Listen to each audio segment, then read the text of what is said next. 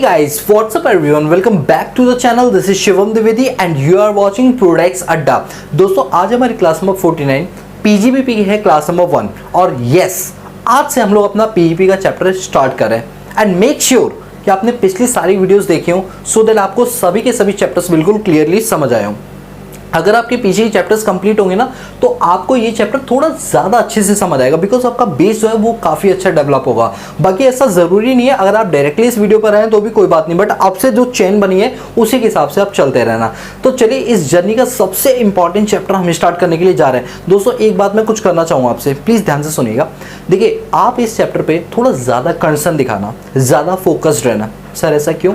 Because कल को जब आप अर्निंग करोगे तो आपको सबसे ज़्यादा कमाई जो होने वाली है ना वो बड़े बड़े क्लाइंट से होने वाली है जो बिजनेसमैन होंगे। और बिजनेसमैन अपना खुद का धंधा करता है और जब वो धंधा करेंगे तो उनकी पीजीबीपी की इनकम होगी। तो इस वजह से अगर आपने इस चैप्टर को ध्यान से पढ़ा होगा तो आप उनको एक अच्छी कंसल्टेंसी दे पाओगे, उनका एक अच्छा टैक्स ऑडिट कर पाओगे, उनके लिए पहले से टैक्स की प्लानिंग कर पाओगे। तो ये चैप्टर अपने आप में एक बहुत ही इंपॉर्टेंट चैप्टर है और आपकी जानकारी के लिए बताऊँ, जिसको ये चैप्टर अच्छे से आ गया ना उसके हाथ में बड़े बड़े क्लाइंट्स होंगे और जितने बड़े क्लाइंट्स होंगे उतनी बड़ी आपकी फीस होगी। तो प्रैक्टिकल लाइफ के अंदर ये चैप्टर बहुत ही काम आने वाला है और इससे ना टैक्स के बहुत सारे बेनिफिट्स आपको पता चलेंगे। टैक्स को चोरी करने के और उसको बचाने के कई सारे तरीके हम अपनी क्लासेस के अंदर डिस्कशन करें। सर चोरी करना? नो, चोरी करना नहीं, प्लानिंग करना, ये हम सीखेंगे इस चैप्टर के अंदर। ठीक है, तो चलिए इस जर्नी को शुरू करते हैं। Class number 1 of PGBP. देखिए अभी क्या है कि इस चैप्टर को करने के लिए आपको पता है कि सेक्शन नंबर 28 से ये चैप्टर शुरू होता है और 44 डीवी पे जाके ख़त्म होता है। बट इस चैप्टर की शुरुआत मैं बहुत बेसिक से करूँगा और आराम से इस चैप्टर को हम चलाएंगे। ठीक है, तो पहले मैं आपको बेसिक नॉलेज दूंगा, उसके बाद फिर मैं सेक्शन 28 यानी चार्जिंग सेक्शन की ओर मूव ऑन करूंगा। तो पहले हम अपना बेस बनाते हैं। जैसे कि आप लोग जानते हैं कि इस चैप्टर का नाम है profit and gains from business and profession. तो पहले आपको प्रॉफिट और गेन में फ़र्क पता होना चाहिए, फिर बिजनेस और प्रोफेशन में फ़र्क पता होना चाहिए, उसके बाद ही तो चार्जिंग सेक्शन पढ़ोगे तो आपको ज़्यादा क्लियरली समझ आएगा ना। तो जिस तरीके से मैं आपको पढ़ा रहा हूँ प्लीज़ इसी तरीके से फॉलो करते हुए चलना। ठीक है, तो चलिए स्टार्ट करते हैं कि बिजनेस और प्रोफेशन में क्या फ़र्क है, क्या ये फ़र्क है भी या नहीं है। तो देखो भाई आपको भी पता है, नाम से पता चल रहा है दोनों में मेजर डिफरेंस है। ठीक है, दोनों के अंदर एक मेजर डिफरेंस है। अब क्या है, देखो पहले बहुत बेसिक तरीके से समझाता हूँ।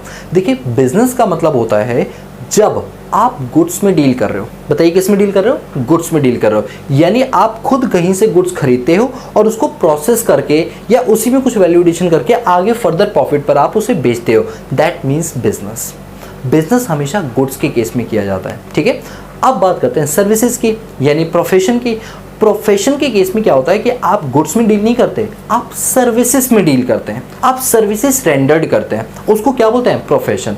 यानी गुड्स में डील करोगे तो बिजनेसमैन बनोगे और आप सर्विसेज में डील करोगे तो प्रोफेशनल्स बनोगे। ये अगर आपके दिमाग में सेट हो गया तो चैप्टर आपकी ग्रिप में बना रहेगा। ठीक है, तो चलिए देखिए बिजनेस को ना हमारे इनकम टैक्स में सेक्शन 2 सबसेक्शन 13 के अंदर डिफाइन किया गया है और साफ साफ बोला गया है कि बिजनेस का मतलब होता है कोई ट्रेड, कोई कॉमर्स यानी व्यापार वाणिज्य, कोई मैन्युफैक्चरिंग एक्टिविटी या फिर कोई भी ऐसी एक्टिविटी जिसके बारे में आपको नहीं पता, जिसको हम एडवेंचर का नाम देते हैं, ये सभी एक्टिविटी कहलाती है आपकी बिजनेस। तो चलिए एक बार पढ़ते हैं इसको।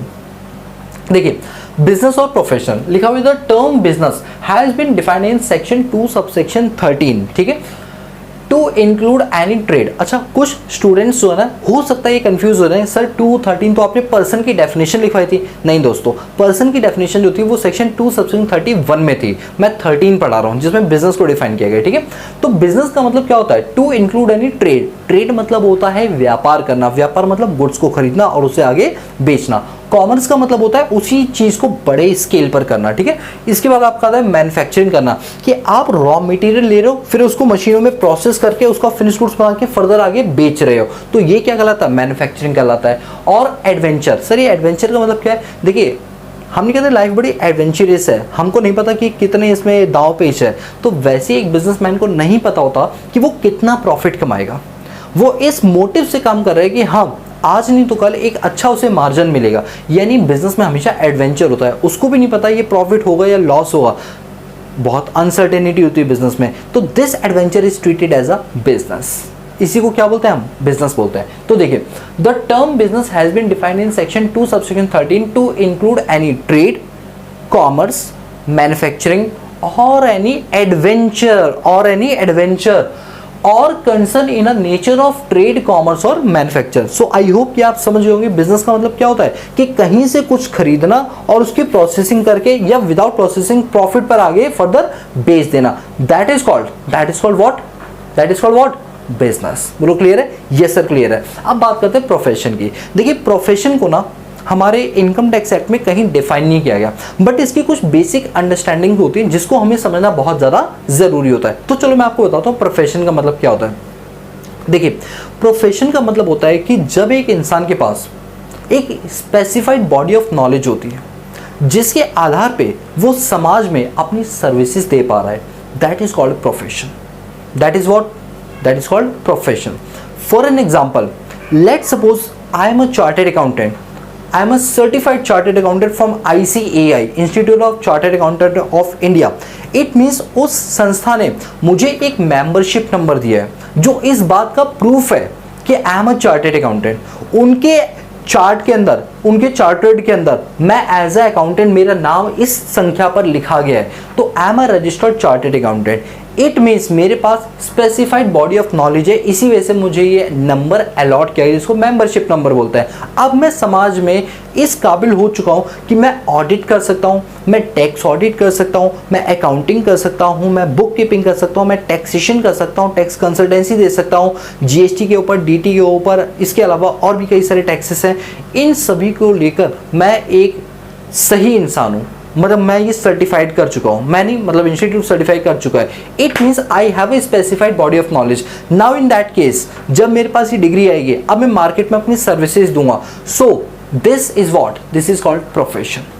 इसी चीज को क्या बोलते हैं बताइए? प्रोफेशन बोलते हैं। यानी जब एक इंसान के पास स्पेसिफाइड बॉडी ऑफ नॉलेज होती है जिसको वो समाज में रेंडर्ड कर रहा है और वो कुछ पैसा कमा रहा है, दैट मीन्स कि वो एक प्रोफेशनल एक्टिविटी कर रहा है। जो इंसान इस काम को परफॉर्म करेगा that is called be a professional, और जो ये काम कर रहा है उसे प्रोफेशन बोलते हैं। ठीक है, कहते हैं तुम्हारा धंधा क्या है, तुम्हारा प्रोफेशन क्या है, तो वो इसी को बोला जाता है जब वो सर्विसेज में डील करता है।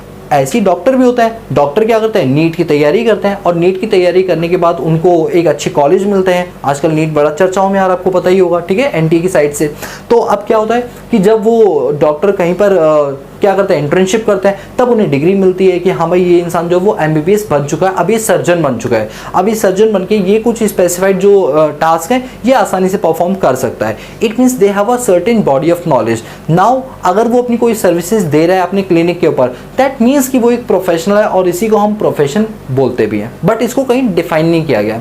ठीक है, तो देखिए the term profession has not been defined in the act. इस एक्ट के अंदर इस चीज को डिफाइन नहीं किया गया है। It means an occupation requiring some degree. देखो पॉइंट आ गया ना, एग्जांपल ध्यान देना, आईसीआई की वो मेंबरशिप नंबर, इसके अंदर आपके पास एक डिग्री का होना थोड़ा ज़रूरी है, एक प्रॉपर लर्निंग का होना ज़रूरी है, जिसलिए आप एक प्रोफेशन कहलाओगे। बट इस पॉइंट को कॉन्ट्राडिक्ट कर दिया नीचे इस लाइन ने, जिसको बोला गया इंक्लूड वोकेशन एज वेल। अब ये वोकेशन क्या होता है? देखिए वोकेशन का मतलब होता है कभी कभार इंसान जो है ना वो बुकिश नॉलेज ना पढ़ के उसके पास ऐसी स्किल्स होती हैं जिसकी वजह से वो प्रोफेशनल जैसा ही काम करता है, हूबहू प्रोफेशनल की तरीके से। अब जैसे मुझे एक बात बताइए, just for example, Mukesh Ambani के घर में जो बच्चे हैं, क्या लगता है आपको वो बहुत ज़्यादा हाईली क्वालिफाइड है, या हर बच्चा उनका एक चार्टेड अकाउंटेंट है? Answer is no. वो बहुत ज़्यादा वेल क्वालिफाइड नहीं है, बहुत ज़्यादा पढ़े लिखे नहीं है, ना ही वो कोई चार्टेड अकाउंटेंट है, ना ही उन्होंने कोई एमबीए किया हुआ है, बट आज भी वो किसी सीए के सामने बैठते हैं तो सीए से ज़्यादा नॉलेज है उन्हें। एमबीए के साथ बैठते हैं, एमबीए स्कॉलर्स के साथ बैठते हैं, बड़े बड़े बिजनेसमैन के साथ बैठते हैं, तो उनको उनसे ज़्यादा नॉलेज है। पूछिए क्यों? बिकॉज बचपन से वो बिजनेस में ही खेलते हुए आए हैं, वो बचपन से देखते हुए आए हैं कि हाँ कोई एनुअल जनरल मीटिंग होती है, पापा इस टाइप से मीटिंग बिजनेस प्लानिंग वगैरह करते हैं, तो क्योंकि ये चीज़ बाई ब्लड उनके शरीर के अंदर है, तो वो चीज़ क्या कहलाती है? वोकेशनल। इसके लिए डिग्री का होना ज़रूरी नहीं है, वो अपने आप में इस लायक है कि वो उस काम को प्रैक्टिकली कर पा रहे हैं। तो यहाँ पर वोकेशन को भी प्रोफेशन में शामिल किया गया है। और बात भी बिल्कुल सही है, ज़रूरी नहीं कि हर चीज़ के लिए कागज़ का टुकड़ा ही आपको सर्टिफाई करे कि आप इस काम के लिए प्रोफेशनल कहलाएंगे। आपकी कला भी जो है वो कभी कभी प्रोफेशन बन जाती है। ठीक है, जैसे मूर्तिकार होते हैं, तो मूर्तिकार क्या होता है? एक पत्थर को मूर्ति की शेप देते हैं, तो this is what? This is profession. Sculptures जिन्हें हम बोलते हैं, ठीक है। तो आई होप कि आप बिजनेस और प्रोफेशन में डिफरेंस समझ चुके होंगे। अब देखिए चैप्टर का नाम है PGBP, profit and gains from business and profession. हम बिजनेस और प्रोफेशन तो समझ चुके हैं, अब जरा हम चर्चा करेंगे प्रॉफिट और गेन्स के ऊपर। किसके ऊपर? प्रॉफिट और गेन्स के ऊपर। तो देखिए प्रॉफिट और गेन में क्या फर्क होता है, जब कोई काम हम रेगुलर बेस पर करके इनकम कमाए तो वो कहलाता है प्रॉफिट, और जब कोई काम हम इरेगुलर बेस पर बट वो हमारे बिजनेस से रिलेटेड है तो उससे अगर हमें कोई इनकम हो रही है that means gain.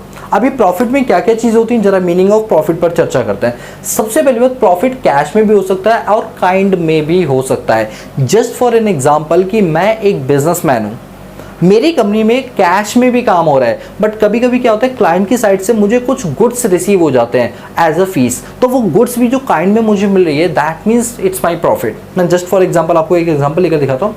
Let's suppose I am a chartered accountant, मैंने किसी क्लाइंट का टैक्स सेव करवा दिया, वो भी लीगल तरीके से। वो क्लाइंट बहुत खुश हुआ, उसने कहा कि देखो सर आपकी जो फीस 50,000 रुपये वो तो मैं आपको दूंगा ही दूंगा, इट मीन्स कैश तो मैं आपको दूंगा, तो इट मीन्स ये मेरा प्रॉफिट है। बट मैं साथ में अपनी कंपनी के कुछ अप्लायंसेस आपको एज अ गिफ्ट देना चाहता हूँ, मुझे बहुत अच्छा लगेगा अगर आप उसको रिसीव करेंगे। इट मीन्स अभी मुझे जो चीज़ मिली है वो काइंड में भी मिली है, जस्ट बिकॉज मेरी गुड सर्विसेज की वजह से मुझे उन्होंने कुछ काइंड में दिया। तो जो चीज़ काइंड में दिया उसकी जो मार्केट प्राइस उस दिन होगी दैट इज़ माई प्रॉफिट, उसको मैं क्या बोलूँगा? प्रॉफिट। तो प्रॉफिट का मतलब सिर्फ कैश ही नहीं, काइंड में भी जो चीज़ मिली है उसको भी हम प्रॉफिट ट्रीट करेंगे। Second point, capital receipts. देखिए दो टाइप की रिसीट्स होती है, एक होती है रेवेन्यू रिसीट्स और एक होती है आपकी कैपिटल रिसीट्स। दोनों में थोड़ा सा फर्क है, प्लीज ध्यान से सुनिएगा। जिस काम को आप रेगुलर बेस पर कर रहे हैं और बार बार कर रहे हैं रिकरिंग बेसिस पर, तो रिकरिंग बेसिस पर जो आपको इनकम होगी that is called be a revenue receipt. But जो काम आप बार बार नहीं कर रहे हो, ओकेजनली कभी कभी हो रही है, दैट मीन्स कि आपको जो रिसीट्स हो रही है उसे हम कैपिटल रिसीट्स बोलेंगे। चलिए इसको हम एक एग्जांपल से समझते हैं।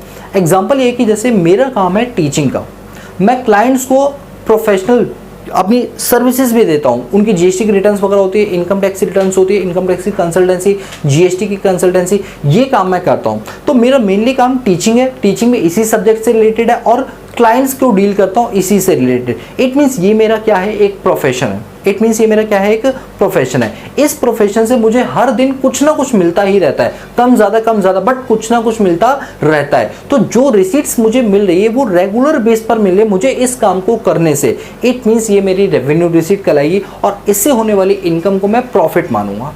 क्या मानूंगा बताइए? प्रॉफिट मानूंगा। बट क्या होता है कि कभी कभी मुझे कुछ पैसा मिल जाता है बट वो मेरे मेन बिजनेस से, मेरे मेन प्रोफेशन से रिलेटेड नहीं होता। जस्ट फॉर एग्जांपल कि जितना पैसा मुझे मिला मैंने उसको स्टॉक मार्केट में लगा दिया, स्टॉक मार्केट से मुझे बल्क में हैवी प्रॉफिट होता है, तो जो वो रिसीट मुझे मिला है क्या वो मेरा मेन बिजनेस का पार्ट है? क्या मैं स्टॉक ब्रोकर हूँ? क्या मैं स्टॉक एजेंट हूँ? क्या मैं स्टॉक्स में डील करता हूं? क्या मैं शेयर मार्केट के अंदर इंट्राडे या इंट्रा ट्रेडिंग करता हूं? Answer is no. बस मैंने एक इन्वेस्टमेंट कर रखी है और मुझे इनकम होगी। दैट मीन्स वो मेरी रिकरिंग नेचर की नहीं है। इट मीन्स कि वो क्या है? मेरी कैपिटल रिसीट्स है, और कैपिटल रिसीट्स कभी भी पीजीबीपी में शामिल नहीं की जाता है। बोलो क्लियर है? तो वही है कि capital receipts not taken in PGBP, या तो वो अदर सोर्स में चले जाएंगे या वो कैपिटल गेन्स में चले जाएंगे, वो हम आगे के चैप्टर्स में पढ़ेंगे। थर्ड पॉइंट है वॉलंटरी रिसीट्स। ये वॉलंटरी रिसीट्स भी ना काइंड वाले से थोड़ा मिलता जुलता है। वॉलंटरी रिसीट्स का मतलब होता है कि जब आपको आपके क्लाइंट से कुछ ऐसे चीज मिल जाए जिसके बारे में आपने कभी सोचा नहीं था। जैसे फॉर एग्जाम्पल कि किसी क्लाइंट का टैक्स बचा है तो उस क्लाइंट ने बोला कि मैं आपको एक बाइक या कार गिफ्ट करना चाहता हूं। इट मींस वो मुझे वॉलंटरीली कुछ देना चाहता है, तो वो भी मेरी क्या मानिएगा? प्रॉफिट का ही पार्ट माना जाएगा, जिसको हम वॉलंटरी रिसीट के नाम से जानते हैं। फिर है application of the gain in the is the इमैटेरियल। इस पॉइंट को प्लीज सभी लोग ध्यान से सुनेंगे जो मैं समझा रहा हूं एक एग्जांपल के साथ। एग्जांपल कुछ ऐसा है कि मान लीजिए कि मैं कोई बिजनेस कर रहा हूं, मैं कोई काम कर रहा हूं, ठीक है। उस काम के अंदर क्या हुआ कि मुझे कहीं से कुछ प्रॉफिट हुआ, उस काम को करने से मुझे कहीं से कुछ प्रॉफिट हुआ, और उस प्रॉफिट के अंदर मैंने क्या किया? अपने सारे खर्चे माइनस कर दिए, सारे के सारे खर्चे माइनस कर दिए। मान लीजिए I am running a coaching classes for an example कि I am running a coaching classes जहां से मुझे ग्रॉस रिसीट्स हो रही है 10 लाख रुपीस की इन अ ईयर। एक साल में 10 लाख रुपए मिले। मैंने देखा कि बच्चों के लिए एसी वगैरह लगा रखा है, बिजली का पानी का खर्चा वगैरह आता है, तो 3 लाख रुपए मेरा खर्चा आ गया एक साल के अंदर। इट मीन्स मेरी जो नेट इनकम है that is rupees 7 lakhs. 10 lakh की ग्रॉस रिसीट्स है, 3 लाख के मेरे खर्चे हैं, मैंने माइनस कर दिया, 7 लाख मेरी क्या आ गई? इनकम आ गई। बोलो बात समझ आई? अभी क्या है ना, मैं सोच रहा हूँ यार कुछ टैक्स बचा लेते हैं, एक काम करते हैं 7 लाख रुपीज़ जो बचे हैं ना, इस 7 लाख को कंपनी के ही नाम से या अपने इंस्टीट्यूट के नाम से ही मैं एफडी करवा देता हूँ बैंक में, इंस्टीट्यूट के नाम से एफडी करवा देता हूँ 5 लाख रुपए की, तो प्रॉफिट कितना बचा 2 लाख। अब ये जो 2 लाख रुपए मैं इस पर टैक्स दूंगा, तो आपको क्या लगता है क्या ये 2 लाख मेरा प्रॉफिट होगा? Answer is no. It means profit तो सिर्फ इतना है कि जो रिसीट्स मिली है उसमें से आप अपने खर्चे माइनस कर दो। इट मीन्स आपको रिसीट्स मिली थी 10 लाख रुपए की, खर्चे थे 3 लाख के, तो 7 lakh will be your profit. 7 lakh ही आपका प्रॉफिट होगा और माना जाएगा। लेकिन आप उसको कहाँ कहाँ खर्च कर दोगे वो आपका एप्लीकेशन कहलाएगा, और एप्लीकेशन को यहाँ कंसीडर नहीं किया जाता। आप पैसों को कहाँ कहाँ यूटिलाइज करो, कहाँ कहाँ खर्च करो, तो इट्स टोटली इमैटेरियल। आपकी जो रिसीट से आपने खर्चे माइनस कर दिए दैट इज मटेरियल पार्ट, उसी को हम पीजीपी बोलेंगे। उसके बाद आप उसको कहाँ कहाँ खर्च करोगे इट्स टोटली इमैटेरियल, जिसको हम पीजीपी में शामिल नहीं करते हैं। क्लियर है बात? Yes sir. आगे बढ़ते हैं। फिर आपके पास इनकम फ्रॉम डिस्टिंक्ट बिजनेस। जैसे मुकेश अंबानी का मैं एग्जांपल लेता हूँ, आपको क्या लगता है मुकेश अंबानी का एक ही बिजनेस है? रिलायंस जियो? नो, मुकेश अंबानी का रिलायंस स्मार्ट भी है, वो रिलायंस के फ़ोन्स भी बेचते हैं, सिम्स भी बेचते हैं, टेली कम्युनिकेशन के अंदर भी है, और आपने नाम तो सुना ही हो रेमंड्स का, तो वो ब्रांड भी उनकी है। उनके मल्टीपल बिजनेसेस हैं। देखिए जब भी आप पीजीबीपी की इनकम निकालेंगे तो जितने बिजनेस आपके नाम है, चाहे भले वो एक दूसरे से लिंक्ड अप नहीं है बट मालिक उनका एक है, तो उन सभी बिजनेसेस की इनकम को हम क्लब इकट्ठा करके जोड़ के पीजीबीपी के अंदर रख देंगे। यानी कि आपके कितने भी बिजनेसेस हो, कितने भी प्रोफेशंस हो, उन सभी प्रोफेशंस और बिजनेस को जोड़कर जो इनकम आएगी वो हम क्लब करके यहाँ पर लिख देंगे। तो वही लिखा हुआ है income from distinct business is इमैटेरियल। सारे बिजनेसेस को ऐड करके हम उसको पीजीपी के अंदर लिख देंगे। फिर एक कंप्यूटेशन ऑफ प्रॉफिट, प्रॉफिट को भी निकालने की एक विधि और एक तरीका होता है जिसके थ्रू हम प्रॉफिट को फाइंड आउट करते हैं। ठीक है। फिर है लीगैलिटी ऑफ बिजनेस। दोस्तों मुझे लगता है इस वाले कॉन्सेप्ट के अंदर बड़ी ही पार्शियलिटी होती है। मैं ऐसा क्यों बोलूँ पार्शियलिटी होती है? बिकॉज इनकम टैक्स जो है ना कुछ पॉइंट्स को लेकर बहुत ही ज़्यादा पार्शियल है। सर कैसे पार्शियल है वो बताइए। देखिए पार्शियल कुछ इस तरीके से है, वो पार्शियलिटी भेदभाव सा दिखाता है। इनकम टैक्स ये बोलते हैं कि देखिए अगर आपकी कोई इनकम है, चाहे वो लीगल हो या इलीगल हो, अगर हमें पता चले हम उसको टैक्स कर देंगे। आपको जेल वेल में डालेंगे वो अलग चीज़ है, बट फिलहाल टैक्स कर देंगे। अगर कोई लीगल इनकम मिलती है वो तो टैक्स होनी है, और इलीगल इनकम मिलेगी वो भी टैक्स होना है। बट आपके जो खर्चे हैं वो लीगल वाले ही अलाउ है। इलीगल इनकम को कमाने के लिए अगर आपने कोई खर्चे किए हैं वो खर्चे आपके डिसअलाउ है, वो आपकी इनकम से माइनस करने का मौका नहीं देंगे, और वो पूरी की पूरी इनकम आपकी हम टैक्स कर देंगे। जैसे मान लीजिए कि मेरा जो कोचिंग सेंटर है उससे मुझे 10 लाख रुपए की ग्रॉस रिसीट्स हो रही है, तो 3 लाख का जो खर्चा है सरकार कहती है उसको माइनस करके आप अपनी इनकम 7 लाख दिखा सकते हो, कोई दिक्कत नहीं है। बट यदि आपकी कोई इलीगल इनकम पकड़ी गई है तो उस इलीगल इनकम को कमाने के लिए अगर आपने कोई खर्चे किए वो डिसअलाउड है, वो हम माइनस करने का मौका नहीं देंगे। तो यानी कि जो लीगैलिटी ऑफ इनकम है ना वही टैक्स नहीं होती, बल्कि इलीगल इनकम भी आपकी टैक्स कर दी जाती है। ठीक है। अब आप कहेंगे सर ये तो एक कानूनी जुर्म है, तो यस कानूनी जुर्म है, बट क्योंकि तुमने कमाया तो टैक्स तो तुम्हें देना ही पड़ेगा। ये मैंने आपको डे वन ही बता दिया था कि इनकम टैक्स में इनकम का मतलब लीगल भी होता है और इलीगल भी होता है, हम दोनों को कंसीडर करते हुए चलते हैं। सो आई होप गाइस कि आप मीनिंग ऑफ प्रॉफिट को अच्छे से समझ चुके होंगे। ठीक है। अब चलिए अब हम यहाँ पर आते हैं, that is method in accounting. देखिए जब आपने अकाउंट्स पढ़ी हुई तो आपने अकाउंट्स में कई सारे मेथड्स पढ़े होंगे कि मेथड्स होते हैं अकाउंटिंग करने के, mercantile system, cash basis system. ठीक है। मैं दोनों में पहले आपको फर्क बताता हूँ क्या फर्क होता है। देखिए कैश बेसिस सिस्टम का मतलब ये होता है कि आपको जब पैसा मिलेगा आप तभी अपनी बुक्स ऑफ अकाउंट्स में उसको रिकॉर्ड करेंगे, या जब आप कोई पेमेंट करेंगे तभी उस खर्चे को आप बुक करेंगे। That means cash system, that means cash system, जो कि ज़्यादातर एनपीओ और एनजीओ वगैरह में चलते हैं। कैश सिस्टम कि पैसा आएगा तो रिकॉर्ड करेंगे, पैसा जाएगा तो रिकॉर्ड करेंगे। लेकिन जब बिजनेसमैन बात करता है तो वो चलता है मर्केंटाइल सिस्टम पे। मर्केंटाइल सिस्टम का मतलब ये होता है कि आपने पेमेंट करी है या नहीं करी है टोटली इमैटेरियल है। आपको पेमेंट करनी थी, यस आप उसको रिकॉर्ड करिए। जैसे फॉर एग्जांपल मेरे यहाँ पर एक एम्प्लॉय काम करता है 10,000 रुपये प्रति माह पर, मैंने उसको 1 साल से सैलरी नहीं दी है, यानी 1,20,000 रुपये ड्यू चल रहे हैं। गवर्नमेंट सेज कि अगर आपने मर्केंटाइल सिस्टम यूज किया है तो आपको अपने पीएनएल अकाउंट में डेबिट साइड सैलरी 1,20,000 दिखानी ही पड़ेगी, वो भी आउटस्टैंडिंग करके दिखाओ, बाद में उसके बैलेंस शीट में लायबिलिटी साइड दिखाओ। मीन्स आप पे करो या ना करो इट्स टोटली इमैटेरियल, आपको इसको रिकॉर्ड करना पड़ेगा। This is what mercantile system. इसी को क्या बोलते हैं, मर्केंटाइल सिस्टम बोलते हैं। वहीं पर कैश बेसिस सिस्टम क्या बोलता है कि जब आप एक्चुअली में पे करोगे तब आप इसको रिकॉर्ड करेंगे। तो आप कोई भी सिस्टम अपना सकते हैं, बट ज्यादातर 99.9% जो बिजनेसमैन है वो मर्केंटाइल सिस्टम को ही फॉलो करते हैं। तो वही लिखा हुआ है methods of accounting section 145 subsection 1, income chargeable under the head of PGB shall be computed in accordance with either the cash और मर्केंटाइल सिस्टम। जो भी आप पीजीपी की इनकम निकालेंगे या तो वो कैश बेसिस सिस्टम को फॉलो करता होगा या वो मर्केंटाइल सिस्टम को फॉलो करता होगा, दोनों में से एक करता होगा। इसके बाद सेक्शन 145 सबसेक्शन 2 या क्लॉज 2 क्या बोलता है कि the capital gain is empowered, sorry capital gain दिया central government, I am really sorry guys, CG का मतलब यहाँ पर सेंट्रल गवर्नमेंट से, ठीक है।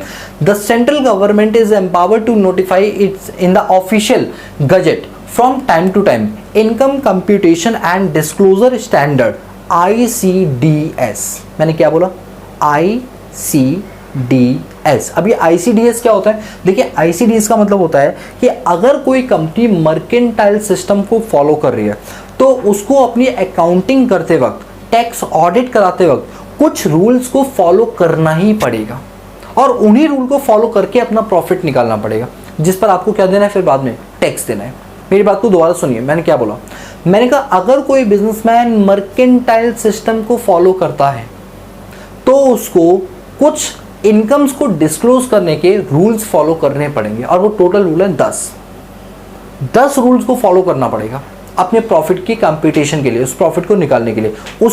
उसी रूल को हम ICDS के नाम से जानते हैं, ठीक है। ICDS means income computation, IC income computation and DS मतलब डिस्क्लोजर स्टैंडर्ड।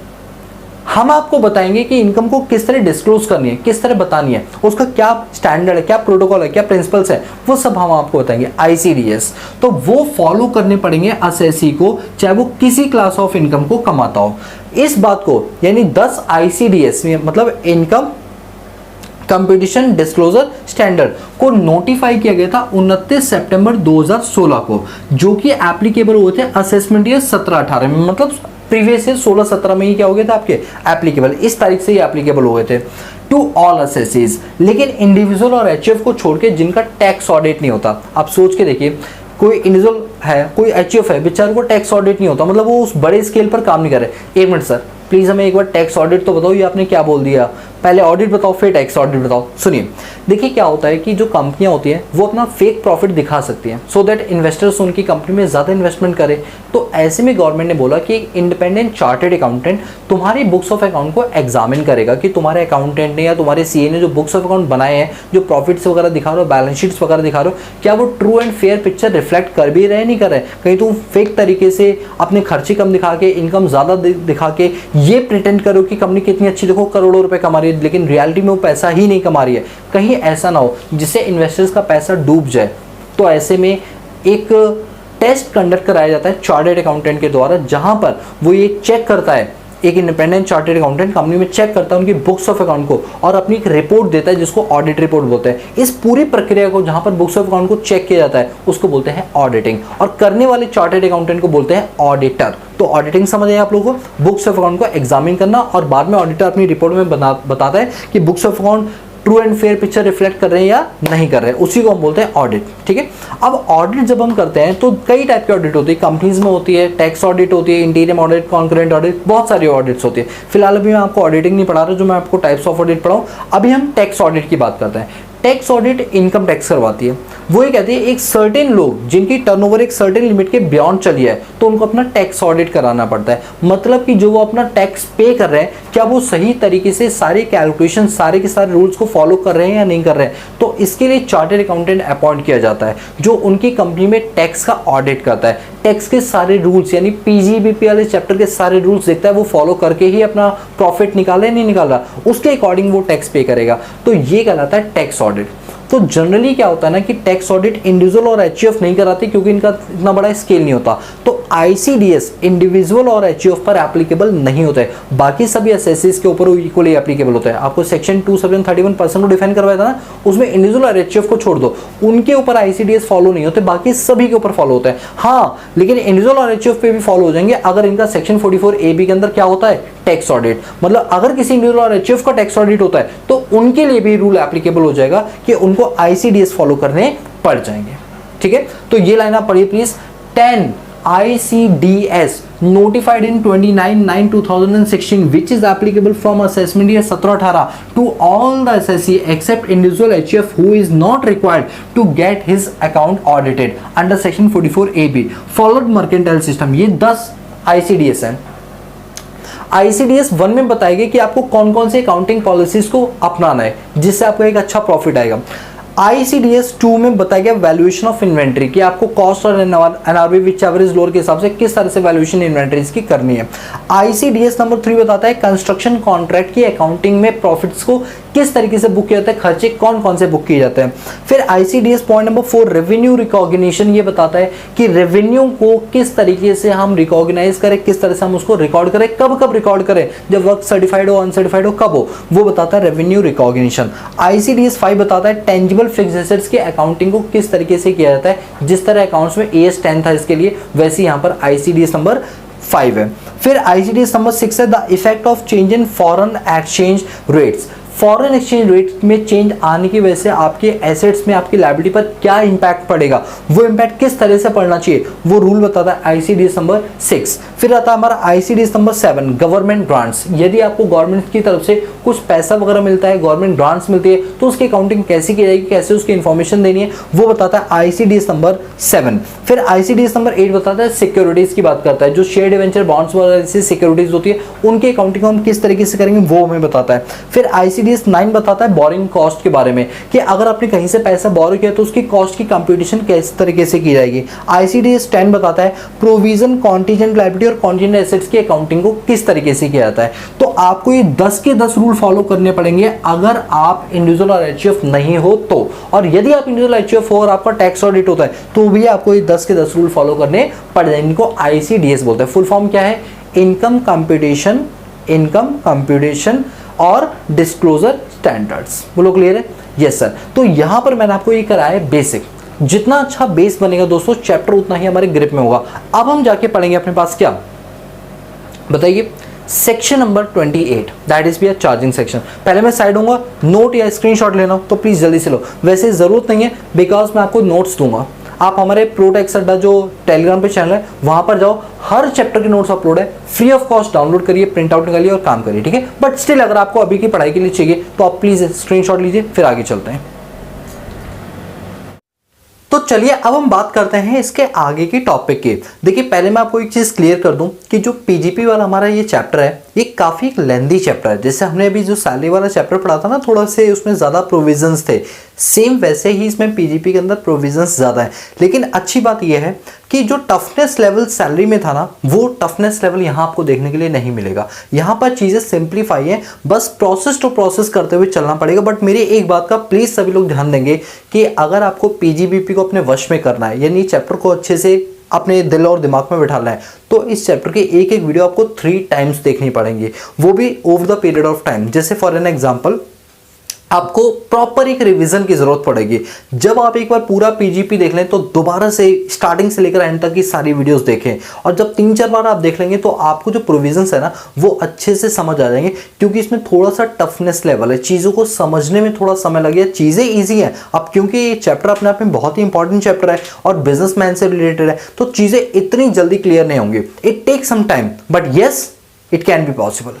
ये चीजें बहुत ही आपके लिए सिंपल होंगी। ठीक है, तो मेरी इन बातों को खास ध्यान रखना। ठीक है, तो चलिए अब बिना टाइम को वेस्ट किए चलते हैं अपने आगे के टॉपिक की ओर। देखिए अभी तक जो चीजें हमने देखी उसमें हमने देखा कि बिजनेस और प्रोफेशन में क्या डिफरेंस होता है, प्रॉफिट का क्या मीनिंग होता है, फिर हमने कुछ सेक्शंस पढ़े और ICDS के बारे में अपने पास पढ़ा। अब हम मूव ऑन करते हैं अपने चार्जिंग सेक्शन की ओर, दैट इज सेक्शन 22। देखिए 28 किसी भी एक्ट का जो सबसे पहला सेक्शन होता है वो कहलाता है मैं कौन हूं। जैसे इनकम टैक्स एक्ट का सबसे पहला सेक्शन बताता है मैं कौन हूं, कब एप्लीकेबल हो, कहां पर। वैसे ही हर हेड का जो पहला सेक्शन होता है वो ये बताता है कि मेरे हेड में कौन कौन सी इनकम को टैक्स किया जाएगा और कौन कौन सी इनकम को टैक्स नहीं किया जाएगा। इट मींस जो हमारे पास पीजीबीपी का सेक्शन है वो स्टार्ट होता है सेक्शन 28 से और खत्म होता है सेक्शन 44 डीबी में। तो सेक्शन 28 हमें बताएगा कि कौन कौन सी इनकम पीजीबीपी हेड के अंदर टैक्स की जाएगी। समझ आ रही बात। और इसी को हम क्या बोलते हैं, चार्जिंग सेक्शन। दोस्तों जिन बच्चों का चार्जिंग सेक्शन स्ट्रांग होगा ना वो बच्चे कभी भी प्रॉब्लम में नहीं आएंगे जब वो रियल एस्टेट में काम करेंगे या रियल लाइफ में वो काम करेंगे। ठीक है, इसके अंदर सेक्शन 28 के अंदर 10 पॉइंट है। हमें वन बाय वन करके एक एक एग्जांपल को समझते हुए प्रैक्टिकल केस स्टडीज से कोरिलेट करते हुए एग्जांपल्स को पढ़ना है सो दैट पॉइंट्स हमारे क्लियर हो जाए। ठीक है, तो चलिए section 28 will be called as charging section, जो बताता है मेरे हेड में कौन कौन सी इनकम आती है। तो section 28 charging section of PGBP, PGBP का चार्जिंग सेक्शन है। सबसे पहला पॉइंट है, सबसे पहला पॉइंट प्लीज सभी लोग अपना फोकस यहां पे करेंगे। ठीक है, income arising to any person by way of profit and gain from business or profession carried on by him at any time during the previous year। Point को समझिए, प्रीवियस ईयर में आपने अपने बिजनेस से, अपने प्रोफेशन से जो कुछ भी अर्निंग्स की हैं, जो कुछ भी प्रॉफिट कमाया है, जो कुछ भी गेन कमाया है वो आपके पीजीबीपी हेड के अंदर जाएगा। यानी पॉइंट नंबर 1 तो एक बड़ा ही इन जनरल सी बात कर रहा है जो हम जनरली नहीं भी पढ़ते तो भी हमको पता था कि प्रॉफिट और गेन्स जो आपके या बिजनेस से या प्रोफेशन से हो रहे हैं वो पीजीबीपी हेड के अंदर आएंगे और उस साल आएंगे जिस साल ये एक्चुअली में इवेंट हुआ है, उस साल की प्रीवियस ईयर के अंदर ये पीजीबीपी की इनकम को कंसीडर किया जाएगा। तो मेरे हिसाब से पॉइंट नंबर 1 में कोई प्रॉब्लम नहीं है बिकॉज ये बहुत ही बेसिक सा पॉइंट है। ठीक है, now point number 2, any compensation due or received by any person in connection with the termination or modification in terms of contract या in terms and condition of any contract। इस point को समझाने के लिए हमें एग्जांपल्स लेने पड़ेंगे। Please example ध्यान से सुनिए। देखिए एग्जांपल कुछ ऐसा है कि लेट सपोज कि मैं कहीं जॉब पर गया। ठीक है, मान लीजिए केपीएमजी जो बिग फोर फर्म्स है उसमें केपीएमजी आती है। तो केपीएमजी में मैं गया एज अ एम्प्लॉय काम करने के लिए बिकॉज मैं एक चार्टर्ड अकाउंटेंट हूँ। तो मैं वहाँ पर गया काम करने के लिए। तो एज अ सीए जब मैं वहाँ पर काम करने जाऊँगा तो वो मेरा इंटरव्यू वगैरह लेंगे। यस बिल्कुल लेंगे, सारी चीज़ें वो देखेंगे और फाइनली उन्होंने डिसाइड कर लिया वो मुझे एज ए एम्प्लॉय रखना चाहते हैं।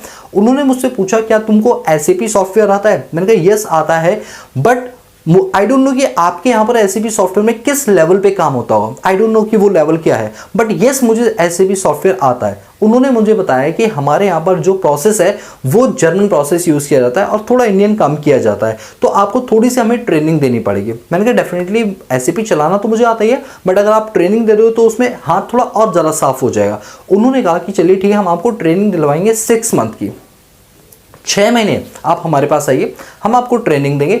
आपके 10 घंटे की शिफ्ट में 6 घंटे ट्रेनिंग हो, 4 घंटे आपको काम करना पड़ेगा। ये 6 महीने तक सिलसिला चलेगा। 6 महीने के बाद आप प्रॉपर जैसे 10 घंटे की शिफ्ट करते हैं वो आप करेंगे, काम करेंगे, तब ट्रेनिंग आपकी नहीं होगी। सोचो मेरे एम्प्लॉय ने मेरे ऊपर पैसा खर्च किया, मुझे प्रॉपर ट्रेनिंग एक अच्छे ट्रेनर से दिलवाई सो दैट मेरा दिमाग ज़्यादा खुल पाए एसएपी के लिए और मैं उनके लिए काम कर पाऊँ। स्टोरी समझ आ रही है? Yes sir. तो क्या लगता है आपको ऐसा पॉसिबल है कि मैं 6 महीने सीख कर फ्री फंड में और मुझे वहां से वो सैलरी भी दे रहे हैं, हो सकता है 6 महीने सीखने के बाद मैं एसएपी में इतना ज़्यादा परफेक्ट हो जाऊँ मैं वो जॉब छोड़ के कहीं और स्विच कर लूँ क्योंकि मुझे ज़्यादा पैकेज मिल रहा है बिकॉज मैं एसएपी में परफेक्ट हो गया। इट माइट बी पॉसिबल ना दोस्तों, it might be possible, right. तो ऐसे में कंपनियां डरती हैं कि किसी एम्प्लॉय को अगर हम ट्रेनिंग देंगे तो कहीं वो भाग ना जाए, कहीं ऐसा ना हो कि ट्रेनिंग लेने के बाद वो कहीं और शिफ्ट हो जाए, उसे और अच्छा पैकेज मिल जाए। तो ऐसे में वो कंपनियां क्या करती हैं, वो एम्प्लॉयज़ के साथ एक बॉन्ड साइन करवा लेती हैं, एक कॉन्ट्रैक्ट साइन करवा लेती हैं। उस कॉन्ट्रैक्ट में लिखा होता है कि हम ये ट्रेनिंग देने के बाद आपको अगले 2 साल, 1 साल, 5 साल तक अपनी कंपनी में आपसे काम करवाएंगे और आपको काम करना पड़ेगा और हम आपको फेयर वेजेस देंगे। ऐसा नहीं कि जबरदस्ती काम करना पड़ेगा, हम सैलरी ना दे तो भी करना पड़ेगा, ऐसा नहीं। हम सब कुछ ट्रू एंड फेयर व्यू लेंगे, लेकिन आप हमारी कंपनी में स्विच नहीं करेंगे बिकॉज हमने आपको प्रॉपर एक ट्रेनिंग दी है, हमारे सिस्टम को हमने आपको समझाया है। तो मैंने उनके साथ कॉन्ट्रैक्ट कर लिया। वो कॉन्ट्रैक्ट था 5 साल का। कितने साल का बोलिए? 5 साल का। अब होता क्या है कि लेट सपोज मेरा पैकेज था यहाँ पर 15 लाख रुपए का, एक साल में 15 लाख रुपए मिलेंगे। बट मैंने देखा कि एक साल काम कर लेने के बाद मैं बहुत ज़्यादा परफेक्ट हो गया हूँ, तो मैंने सोचा एक काम करते हैं, हम PwC में, PwC भी एक कंपनी है, बिग 4 फर्म है, वहाँ पर एक बार जाके इंटरव्यू देते हैं। तो PwC में जब इंटरव्यू दिया तो उसमें SAP का वही सिस्टम चलता था जो KPMG में चलता था। तो मैं एक्सपीरियंस होल्डर बन के वहाँ पर गया, तो मैंने पाया कि वहाँ पर तो मुझे सेम चीज़ का पैकेज जो यहाँ 15 लाख दिया जा रहा है वो वहाँ पर 22 लाख रुपए दे रहे हैं, 22 लैक्स। तो मेरे मन में आया कि भाई क्यों ना मैं इस कंपनी को छोड़ दूँ। मैंने KPMG में HR से बात की और मैंने कहा कि मैं इस कंपनी को छोड़ना चाहता हूँ, मेरा रेजिग्नेशन लेटर ये रहा। तो उसने HR ने मुझे बोला भाई देखो शिवम, ऐसा है कि अगर आप जाना चाहते हो तो आपको पता है कि कंपनी ने आपके ऊपर ट्रेनिंग पे पैसा खर्च किया, तो जितना कंपनी ने आपकी ट्रेनिंग पे पैसा खर्च किया वो आपको पेमेंट के तौर पे करके जाना पड़ेगा, प्लस 5 लाख रुपए आपको एक्स्ट्रा देने पड़ेंगे, क्योंकि आप अपने कॉन्ट्रैक्ट को तोड़ रहे हो, ब्रीच ऑफ कॉन्ट्रैक्ट कर रहे हो। मैंने पूछा कौन सा कॉन्ट्रैक्ट? बोले जब आप अपॉइंट हुए थे तो आपने एक बॉन्ड पेपर साइन किया था। मैंने कहा यस। बोले बॉन्ड पेपर में यही तो लिखा था कि अगर आप टाइम से पहले जॉब छोड़ोगे तो आपको कंपनी को कंपनसेट करना पड़ेगा, जो भी ट्रेनिंग में खर्च हुआ उसका आपको पैसा देना पड़ेगा, प्लस 5 लाख रुपए एक्स्ट्रा देने पड़ेंगे। मैंने कहा यार ये तो तुमने बहुत गलत किया। बोले गलत नहीं किया, ये तो नॉर्मल है, हमने कोई आपके साथ फ्रॉड नहीं किया, हम तो कह रहे हैं आप मत जाओ, आप हमें मत दो, आप मत जाओ, क्या जरूरत है जाने की? हमने आप पर ट्रेनिंग पर पैसा खर्च किया, टाइम एनर्जी सब खर्च की, और बाद में आप छोड़ के यार तो ये तो गलत चीज़ है ना। मैंने कहा बात तो सही है, बट मैंने कहा चलो कोई बात नहीं, ये लो अपने 5 लाख रुपए और 2.5 लाख रुपए जो तुमने मेरी ट्रेनिंग पे खर्च किए, यानी 7.5 लाख रुपए लो और जल्दी से मेरे रेजिग्नेशन लेटर और एक्सपीरियंस लेटर वगैरह मुझे बना के दे दो, जल्दी से बना के दे दो, टाइम नहीं लगना चाहिए बिल्कुल भी। 7.5 लाख रुपए दिए। अब मुझे एक बात बताओ, ध्यान से सुना प्लीज, जो मैंने 7.5 लाख रुपए कंपनी को पे किए वो कंपनी की इनकम है या नहीं है? यस सर बिल्कुल है। तो ये वाली इनकम जो है ना वो कंपनी की PGBP हेड में जाएगी। सर मेरे हेड में, मतलब आपके हेड में कह रहे भाई मेरे हेड में क्यों जाएगी ये बताओ, क्या मेरी कोई इनकम हुई है? नहीं ना, मैंने तो उनको पेमेंट की है, तो मेरे लिए तो खर्चा है। हाँ वो बता लो मैंने जितना काम किया उसके बदले मुझे सैलरी मिलेगी, वो तो मेरी सैलरी हेड में रहेगी क्योंकि वो मुझे मेरे एम्प्लॉयर से मिली है। बट जो मैंने पेमेंट की है ताकि मेरे टर्म्स एंड कंडीशन जो कॉन्ट्रैक्ट है उसमें चेंज किया जाए, ब्रीच ऑफ कॉन्ट्रैक्ट यानी टर्म्स में चेंज की वजह से मैंने उनको कुछ पे आउट किया है, चाहे वो भले वो पेनल्टी के नाम से हो, बट है तो उनकी इनकम ना, उनके लिए तो इनकम सोर्स बन गई है। तो वो जो उनकी इनकम सोर्स बनी है that is taxed under the PGBP head. बोलो बात समझ रही है? यही है आपका पॉइंट नंबर 2, यही है पॉइंट नंबर 2। ध्यान से पढ़िए, लाइन को पढ़िए एग्जांपल्स के साथ। एनी कंपनसेशन, कोई क्षतिपूर्ति, ड्यू टू और रिसीव्ड, या तो ड्यू हो गई है या मिल गई है, इवन ड्यू भी हो गई तो भी आपकी इनकम मान लीजिए मर्केंटाइल सिस्टम पर, ठीक है, ड्यू हो गई है या आपको मिल गई है किसी ऐसे व्यक्ति से जिसका कनेक्शन था आपके साथ, जिसका कनेक्शन था आपके साथ, अब वो व्यक्ति टर्मिनेट कर रहा है, आपको छोड़कर जा रहा है, मेरी बात हो रही है, छोड़कर जा रहा है, या वो अपनी टर्म्स में चेंजेस करवा रहा है, 5 साल को वो 2 साल या 1 साल करवा रहा है, जिसके बदले आपने उससे कुछ पैसा चार्ज किया, मॉडिफिकेशन करवा रहे हो टर्म्स एंड कंडीशन में जो कॉन्ट्रैक्ट किया है, तो ऐसे में मिलने वाला पैसा आपके PGBP हेड के अंदर चला जाएगा। अब हो सकता है मैं जॉब छोड़ रहा हूं, इस वजह से मैंने पैसा दिया, या हो सकता है मैंने बोला 5 साल को प्लीज 2 साल कर दो, तो ऐसे में तो मुझे पैसा पे आउट करना पड़ेगा ना। तो जब मैं पे आउट करूँ तो वो उसकी इनकम बन जाएगी, और कौन सी इनकम बनेगी? PGBP हेड की इनकम बन जाएगी। बोलो बात क्लियर है? यस सर बिल्कुल क्लियर है। तो सेकंड पॉइंट क्लियर है, एक बार दोबारा पढ़ते हैं।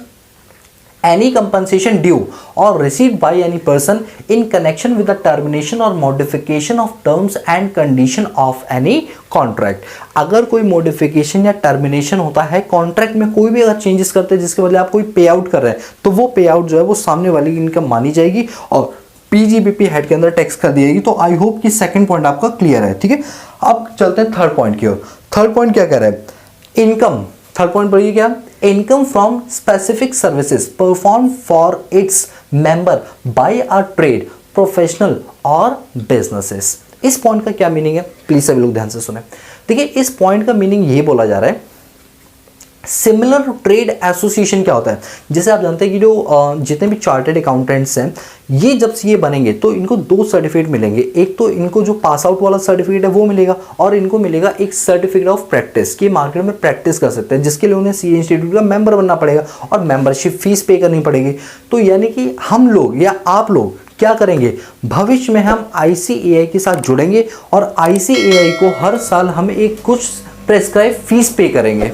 हर साल क्या पे करेंगे? एक प्रेस्क्राइब फीस पे करेंगे। मेरी बात को ध्यान से सुनिए, हम लोग अपने institute of chartered accountant of India को कुछ फीस पे करेंगे। क्यों पे करेंगे? क्योंकि हमें उनसे COP लेना है, सर्टिफिकेट ऑफ प्रैक्टिस लेना है, और इसी COP की वजह से अकाउंटेंट से ज़्यादा मुझे सैलरी मिलेगी just because of this certificate. तो मैं मेरे इंस्टीट्यूट को सालाना क्या पे करूँगा? प्रोफेशनल टैक्स वगैरह या कोई पेमेंट तो करूँगा ना अपने इंस्टीट्यूट को। मुझे ये बताइए, तो क्या वो मेरे लिए खर्चा है या नहीं है? यस सर, आपके लिए तो खर्चा है, बट मेरे इंस्टीट्यूट के लिए, मेरे एसोसिएशन के लिए, मेरे ग्रुप वालों के लिए क्या है ये? Source of income. तो ये उनकी कौन सी इनकम मानी जाएगी? क्या मानेगी बताओ? PGBP, profit and gains from business and profession. इसका मतलब अगर institute of chartered accountant of India अपने इंस्टीट्यूट से कोई फीस वगैरह चार्ज कर रहा है या बुक वगैरह की चार्ज कर रहा है, जनरली वो स्टूडेंट पर ही पूरा खर्च हो जाता है, बट अगर कोई प्रॉफिट निकल के आता है तो वो उनकी PGBP की इनकम मानी जाती है। इसी तरीके से डॉक्टर्स वगैरह जो होते हैं, ये कहाँ पर अपने आप को रजिस्टर करवाते हैं? मेडिकल काउंसिल ऑफ इंडिया में। तो ये जो अपनी फीस वगैरह देते हैं, तो मेडिकल काउंसिल ऑफ इंडिया के लिए क्या है? ये सोर्स ऑफ इनकम है। इसी तरह बार काउंसिल ऑफ इंडिया जो एडवोकेट लॉयर से वगैरह पेमेंट लेती है, तो वो उनकी इनकम मानी जाती है। और कौन से हेड में टैक्स होती है? PGBP हेड में टैक्स होती है। तो यही आपका पॉइंट नंबर 3, ध्यान से पढ़िए। Income from specific services performed for its member by a trade. मतलब अब ट्रेड मतलब हो सकता है, जैसे मैंने example institute of chartered accountant of India का दिया, ऐसे व्यापार मंडल होते हैं लोगों का। जैसे दिल्ली में चांदनी चौक है, तो चांदनी चौक जो बाजार है उसका अलग से एक मंडल है जहाँ सारे सेलर क्या है? रजिस्टर्ड है। तो उनको कुछ पैसे देने होते हैं। जब तीज त्यौहार वगैरह आता है तो पूरे मार्केट को सजाया जाता है, तो वो पैसा कौन देता है? हर सेलर देता है। उनका एक एसोसिएशन, उसमें प्रेसिडेंट है, कैशियर है, वाइस प्रेसिडेंट है, इस तरीके से अपॉइंट किया जाता है। तो वो पूरे मार्केट को संभाल रहे होते हैं। तो वो सिमिलर एसोसिएशन को जो पैसे दे रहे हैं और उनसे जो उनकी बचत हो रही है, खर्चे माइनस करने के बाद भी जो प्रॉफिट बच रहा है, वो उनकी PGBP की इनकम मानी जाएगी उस पर्टिकुलर एसोसिएशन की। तो वही बात कर रहे हैं, income from specific services performed for its member by a trade, professional or a business. बोलो क्लियर है? तो ये 3 पॉइंट समझ आ गए। ये तीनों पॉइंट हमारे कौन से हेड में टैक्स किए जाएंगे? PGBP हेड में टैक्स किए जाएंगे। ठीक है। Now point number 4, incentive received by assessee carrying on export business. क्या है ये? देखिए दोस्तों, इस कॉन्सेप्ट को पढ़ाने से पहले मुझे आपके साथ कुछ एग्जांपल्स लेने हैं, और मेरे एग्जांपल्स को ध्यान से सुनिए। एग्जांपल्स क्या, मुझे पहले आपके दिमाग में एक कॉन्सेप्ट बिल्ड करना है। प्लीज़ कॉन्सेप्ट मुझे बिल्ड करने दीजिए, 5 मिनट का समय लगेगा। देखिए क्या होता है कि जब भी हम ट्रेड करते हैं, बहुत अच्छी बात है, ट्रेड करने से हमारे यहाँ पर क्या होता है? पैसा दबा के आता है। ठीक है। अब एक बात सोचिए, हमारे भारत में गुड्स की मैन्युफैक्चरिंग की जा रही है, और मैन्युफैक्चरिंग करके मैं उसको चाइना में, अमेरिका में, जर्मनी में, रशिया में, ऑस्ट्रेलिया में, सिंगापुर में, फिलीपींस में, तिब्बत में, भूटान में, इन जगहों पर एक्सपोर्ट करता हूँ। सोच के देखिए इससे हमें क्या फ़ायदा होगा। देखिए सबसे पहला फ़ायदा तो ये होगा कि जब हम एक्सपोर्ट करेंगे तो वो लोग हमको पेमेंट देंगे, और जब वो लोग हमको पेमेंट देंगे तो वो पेमेंट किस में देंगे?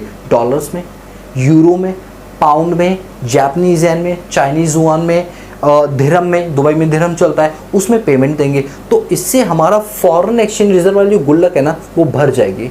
कल को जब हम कहीं से कुछ सामान इंपोर्ट करेंगे तो ये पेमेंट वहाँ पर दे सकते हैं, क्योंकि हमारे इंडियन रुपीस हर जगह नहीं चलता है। आप मेरी बात समझे? तो जिस देश में एक्सपोर्ट जितना ज़्यादा होता है वो देश उतना ही ज़्यादा डेवलप माना जाता है। पूछो क्यों? क्योंकि सबसे पहला तो उसका फॉरेन एक्सचेंज रिजर्व बढ़ जाता है, वो कभी भी कहीं से इंपोर्ट करे तो पेमेंट उसके पास होगी। नंबर 2, जब हम ज़्यादा से ज़्यादा एक्सपोर्ट करेंगे, हमारे पास कई सारे ऑर्डर्स आएंगे जिसकी मैन्युफैक्चरिंग भारत में होगी, तो इससे एम्प्लॉयमेंट किसका बढ़ेगा? भारत का बढ़ेगा। फैक्ट्रियाँ ज़्यादा सेटअप कहाँ होंगी? भारत में होंगी। गवर्नमेंट को भी टैक्स का कलेक्शन ज़्यादा कहाँ से होगा? भारत से होगा। तो अल्टीमेटली हम चाहते हैं कि दुनिया वाले हमको एक्सपोर्ट ऑर्डर दें, हम उनके लिए गुड्स बनाएं और उनको बाहर जाके सेल करें। अब मेरी बात समझे, एक्सपोर्ट करने से फ़ायदे ही फ़ायदे होते हैं, क्योंकि सबसे पहला फ़ायदा इससे फॉरेक्स आता है, फॉरेन एक्सचेंज रिजर्व आता है। तो गवर्नमेंट ने इसके लिए बहुत ही सिंप्लीफाई रूल्स बनाए हुए हैं, जिसकी वजह से इवन इतने सिंपल रूल कर दिए कि एक्सपोर्ट करना आज में काफ़ी आसान प्रोसेस हो गया। बट है कॉम्प्लेक्स अभी भी, बट पहले के कंपैरिजन आसान कर दिया गया है। क्यों? जिससे हमारे देश का अंतर्राष्ट्रीय व्यापार, इंटरनेशनल ट्रेड को बढ़ाया जा सके। बट वहीं दूसरी तरफ जब बाहर से खरीदने की बात आती है तो सरकार इस पर कई सारे रेस्ट्रिक्शंस लगाती हैं, क्योंकि क्योंकि इंपोर्ट करने से उस देश की इकॉनमी डेवलप होती है, हमारी इकॉनमी के अंदर डेफिसिट आ जाता है। सोचिए कैसे, चाइना से अगर मैं ज़्यादा से ज़्यादा माल परचेज करूंगा तो पेमेंट मुझे चाइनीज़ या डॉलर्स वगैरह में करनी पड़ेगी, तो इससे उनके फॉरेन रिजर्व बढ़ रहे हैं, मेरे कम हो रहे हैं। दूसरी बात, मैं उनको ऑर्डर दूँ तो उनके यहाँ की फैक्ट्री ज़्यादा सेटअप हो रही है, उनके यहाँ के लोग ज़्यादा स्किल्ड और रोजगार ले पा रहे, हमारे यहाँ के नहीं ले पा रहे। वही फैक्ट्री हमारे यहाँ खुलती तो मेरे यहाँ के जो बच्चे हैं उनको रोजगार मिलता। आप मेरी बात समझ पा रहे हो? इसीलिए हर देश, इंडिया ही नहीं, हर देश इवन क्या चाहती है, एक्सपोर्ट को बढ़ाना और इंपोर्ट को कम करना। इसी वजह से एक्सपोर्ट पे ज़्यादा इंसेंटिव्स दिए जाते हैं, एक्सपोर्ट पे आपको ज़्यादा डिस्काउंट ऑफर्स वगैरह दिए जाते हैं, आपकी सरकारें हर तरीके से मदद करने के लिए आगे आती हैं। लेकिन वहीं दूसरी तरफ इंपोर्ट के केस में सरकारें आपसे बात करने में भी कतराती हैं, सरकार आपको सर्विसेज या डिस्काउंट देने में बहुत ज़्यादा कतराती है, बिकॉज आप ये देश हित के लिए काम नहीं कर रहे हो। इंपोर्ट करना अच्छी चीज़ नहीं होती, ऐसा सरकार का मानना और रियलिटी भी यही है। आप मेरी बात समझ रहे हो? अब क्या होता है, इंडिया के अंदर एक्सपोर्टर को ना भगवान के समान समझा जाता है। जो भी एक्सपोर्टर है, गवर्नमेंट शत शत नमन करती है और कहती है गवर्नमेंट, वो ट्रेडर, तुम जो ये एक्सपोर्ट कर रहे हो ये हम तो नहीं कर पाए, हमारे बस की बात नहीं थी, लेकिन तुम अंतरराष्ट्रीय लेवल पे हमारा नाम रोशन करो, मेड इन इंडिया, रोजगार बढ़ा रहे हो, जो काम सरकार का है वो काम तुम कर रहे हो, फॉरेन एक्सचेंज लेकर रह रहे हो, ये काम हमारा है लेकिन तुम कर रहे हो, तुमसे बेहतर और कोई नहीं, सरकार ऐसा बोलती है। यानी एक्सपोर्टर को पूजते हैं, उनके पैरों का चरणामृत पीती है गवर्नमेंट, ऐसा समझिए। एक्सपोर्टर इतना ज़्यादा इंपॉर्टेंट रोल प्ले करता है। अब क्या होता है, एक्सपोर्टर बोलता है, अब देखो मैं एक्सपोर्टर बनता हूँ, अब एक्सपोर्टर क्या बोलता है कि ऐसा है गवर्नमेंट, देखिए हम एक्सपोर्ट करते हैं, हमें बड़ी दिक्कत होती है। दिक्कत ये होती है कि बहुत सारे क्लियरेंस वगैरह लेने पड़ते हैं, अगर बार बार हम क्लियरेंस लेंगे तो हमारा टाइम वेस्ट होगा, इससे एक्सपोर्ट पर कहीं ना कहीं नेगेटिव इंपैक्ट पड़ेगा। गवर्नमेंट का ओके, हम सब कुछ सिंप्लीफाई कर देंगे। और बताइए, और देखिए गवर्नमेंट ऐसा, तुमने जीएसटी में ना यार इतना मल्टी कॉम्प्लेक्स चीज़ें कर रखी हैं, इतना जीएसटी लगा दिया है जिसके से मेरे प्रोडक्ट की कॉस्टिंग बढ़ गई है। सरकार, मैं इंटरनेशनल लेवल में जब अपना प्रोडक्ट लेकर जाता हूँ ना तो पता चलता है कोई दूसरा कंपनी, कोई दूसरा कॉम्पिटिटर कम से कम प्राइस में दे रहा है, बट मेरी प्राइसिंग हाई हो जाती है बिकॉज मेरे ऊपर आप लोग इतना टैक्स लगाते हो। गवर्नमेंट का ओके, तुरंत उन्होंने निर्मला सीतारमण जी को फ़ोन किया और कहा ये एक्सपोर्टर हैं, क्या बोल रहे हैं ये लोग, तुम जीएसटी लगा रही हो, हटाओ तुरंत के तुरंत। मतलब एक्सपोर्टर के खरीदे हुए प्रोडक्ट के ऊपर टैक्स भी मत लगाओ, और अगर लगा दिया है तो बेचारे की झोली में पैसा रख दो। एक्सपोर्टर यूँ आता है, यूँ जेब लेकर, देख पा रहे हो, हाँ ये देखो जेब लेकर आता है, सर आपकी तो नहीं है, अरे कटोरा, ठीक है, कि जो हमने टैक्स दिया ना वो हमें वापस करो। सरकार कहेगी तुम एक्सपोर्टर हो, तुम एक्सपोर्टर हो, तुम एक्सपोर्टर हो, ये लो कटोरा लो, जितना तुमने सरकार को दिए कटोरे में वो कटोरा वापस आ जाता है मेरे पास। इससे क्या होता है, अगर मेरे द्वारा पे किया गया जीएसटी मुझे वापस मिल रहा है, it's source of my income. Which type of source, which head, that is PGBP. I hope मेरे इस एग्जाम्पल से आप चीज़ों को समझ पा रहे होगे। तो एक्सपोर्टर को सरकार की साइड से कई सारे बेनिफिट्स वगैरह दिए जाते हैं, और इन बेनिफिट को देने के लिए सरकार कुछ पेमेंट हमें दे देती है। जो ड्यूटी ड्रॉबैक्स वगैरह होती है, पहले ड्यूटी लगाओ फिर वो ड्रॉबैक कर दो, तो वो बेसिकली क्या होता है, सोर्स ऑफ इनकम, वो जाएगा उनके पीजीबीपी हेड में। ये एग्जाम्पल समझ आया? अब वन बाई वन मैं आपको समझाऊंगा, ठीक है। देखिए पढ़िए, इंसेंटिव, इंसेंटिव समझ लो, वो मॉनेटरी भी हो सकता है, नॉन मॉनेटरी भी। फोकस किस पे हमारा, मॉनेटरी वाले पे, ठीक है।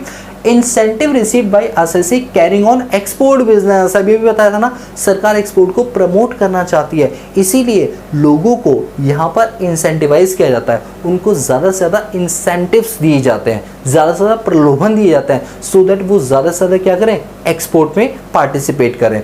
तो पहला पॉइंट लिखा है profit on sale of import entitlement. मेरी बात को प्लीज सभी लोग ध्यान से सुनेंगे। मैंने अभी जस्ट बताया एक्सपोर्ट करने के प्रोसेस काफ़ी सिंप्लीफाई है, बट इंपोर्ट करने के प्रोसेस काफ़ी ज़्यादा कॉम्प्लेक्स है, यानी जटिल है। इतनी आसानी से आप इंपोर्ट नहीं कर सकते, बिकॉज इंपोर्ट के लिए पेमेंट करनी पड़ती है फॉरेक्स में, तो सरकार उसको थोड़ा अवॉइड करती है, तो आपकी तरफ ध्यान कम देती है, प्रोसेस को थोड़ा लेंथी बना देती है, जिससे भारत में इंपोर्ट कम से कम किया जाए। अब क्या होता है, देखिए इंपोर्ट करने का मतलब है, हो सकता है कहीं कोई आप गलत चीज़ वेपन्स वगैरह इंपोर्ट ना कर लो, सरकार ने बड़े ही स्ट्रिक्ट रूल बनाए हुए।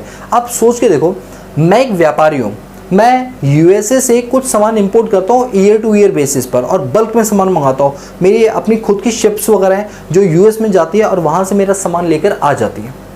अब क्या हुआ, सरकार ने मुझे लाइसेंस दिया हुआ है कि तुम इंपोर्ट कर सकते हो, हम इस बात का तुम्हें लाइसेंस दे रहे हैं, और इतने रुपए तक तुम इंपोर्ट कर सकते हो बिना हमारी परमिशन के। मतलब फॉर एन एग्जांपल, मैं आपकी एग्जांपल समझाने ले रहा हूँ कि एक साल में आप 2000 करोड़ का इंपोर्ट कर सकते हो, without prior permission to the government. बिना गवर्नमेंट की परमिशन का आप ये काम कर सकते हो, बिकॉज आप एक बहुत बड़े ट्रेडर हो, आपका बैकलॉग बहुत ही अच्छा रहा है। इस वजह से हम आपको 2000 तक की लिमिट देते हैं, 2000 करोड़ तक आप इंपोर्ट बिल्कुल कर सकते हो। हुआ ये कि इस फाइनेंशियल ईयर में मैंने 2000 में से सिर्फ 500 करोड़ का ही इंपोर्ट किया, यानी मेरे इंपोर्ट लाइसेंस में अभी लिमिट कितनी बची है? 2000 की थी, 500 एग्जॉस्ट कर ली, 1500 की लिमिट अभी भी बची हुई है। अब हुआ ये कि मुझे ऐसा फील होता है कि मुझे अब इस बिजनेस को चलाना ही नहीं, किसी भी कारण से मेरे दिमाग में आया कि मैं इस बिजनेस को शट डाउन बंद करना चाहता हूँ।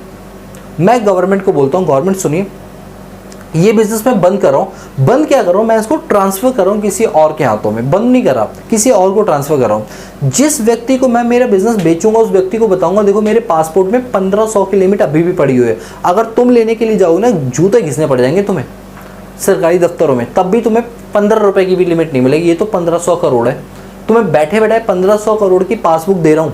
तुम जितना चाहो एक साल में 1500 करोड़ तक की लिमिट का आप इंपोर्ट कर सकते हो without prior permission.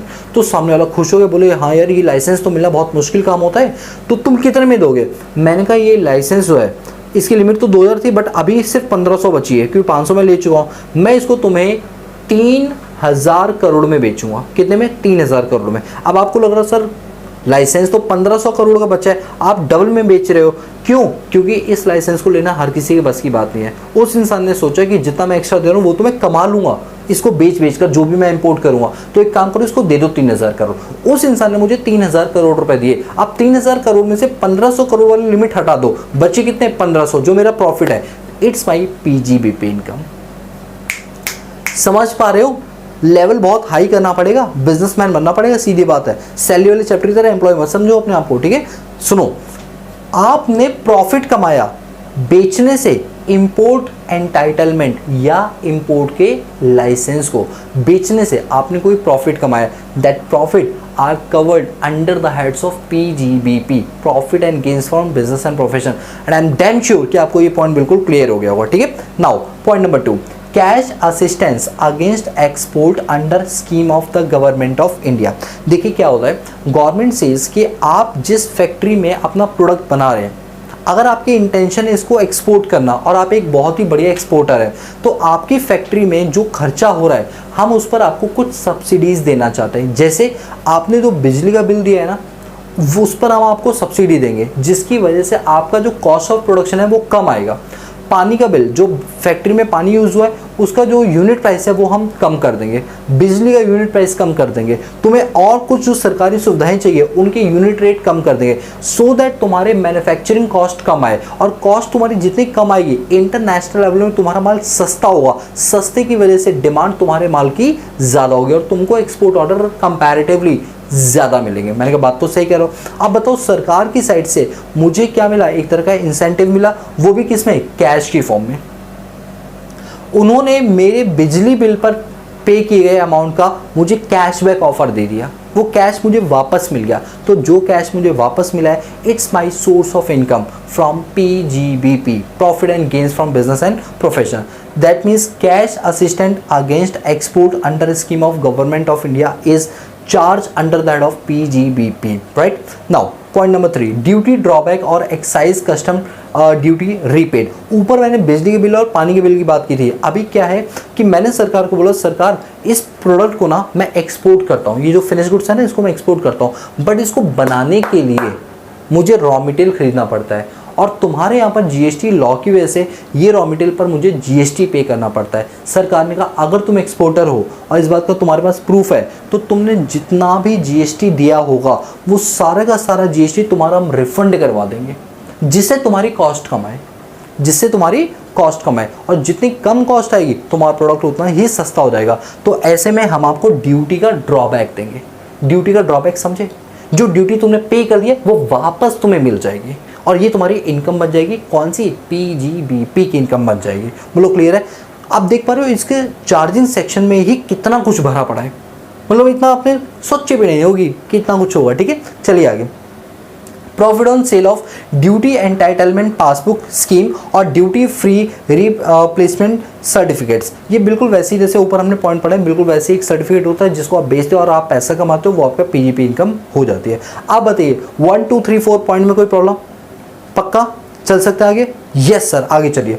Fifth point, value of benefit or perquisite arising from business profession whether convertible into money or in cash. देखिए क्या होता है कि जब आप कोई प्रोफेशन कर रहे होते हो या बिजनेस कर रहे होते हो, आपको आपके क्लाइंट से कई सारे गिफ्ट मिलते हैं, चाहे वो कैश की फॉर्म में हो, चाहे वो बेनिफिट की फॉर्म में हो, तो वो आपका पीजीबीपी इनकम मान लिया जाता है। जैसे फॉर एग्जांपल कि मैं एक लॉयर हूँ, मैंने किसी का केस सॉल्व कर दिया, वो बंदा, वो क्लाइंट इतना खुश हुआ, उसने मुझे एक कार और 2 लाख रुपए गिफ्ट किए मेरे बर्थडे पे।